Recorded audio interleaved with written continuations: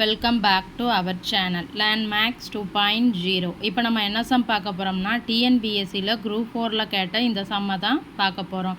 என்ன கொடுத்துருக்காங்க, 7/12 whole power -4 into 7/12 whole power 3x is equal to 7/12 the whole power 5 அப்படின்னு கொடுத்துருக்காங்க. அதாவது இந்த ரெண்டையும் மல்டிப்ளை பண்ணால் இந்த வேல்யூ கிடைக்கும் அப்படிங்கிறத கொடுத்துட்டு எனில் எக்ஸின் மதிப்பு என்ன, எக்ஸோட வேல்யூ கேட்டிருக்காங்க.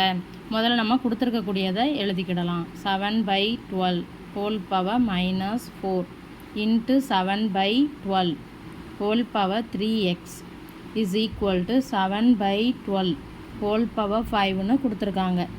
இப்போ நமக்கு ஒரு ஃபார்முலா தெரியும். என்ன, a power m into a power n is equal to a power m plus n.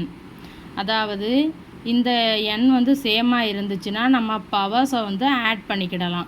இப்போ அதைத்தான் நான் இங்கே யூஸ் பண்ண போகிறேன். இங்கே பாருங்கள், இங்கே என்ன இருக்குது, 7/12. இங்கேயும் 7/12 தானே இருக்குது. ஸோ அதனுடைய பவர்ஸை நம்ம ஆட் பண்ணிக்கிடலாம். அப்போ என்ன கிடைக்கும், 7/12 ஹோல் பவர், இங்கே என்ன இருக்குது, -4 ப்ளஸ் 3x. அதனுடைய பவர்ஸை ஆட் பண்ணிக்கிட்டேன். அதுக்கப்புறம் ஈக்குவல்ட்டுக்கு அந்த சைடு என்ன இருக்குது, 7/12 ஹோல் பவர் 5.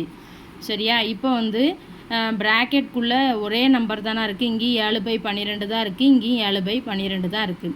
ஸோ அதனுடைய பவர்ஸை நம்ம ஈக்குவேட் பண்ணிக்கிடலாம்.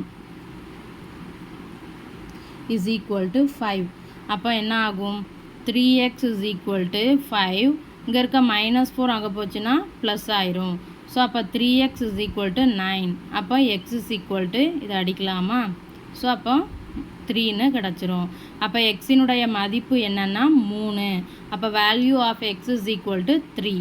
வீடியோ பிடிச்சிருந்தா சேனலை சப்ஸ்கிரைப் பண்ணுங்கள், வீடியோவை ஷேர் பண்ணுங்கள். தேங்க்யூ.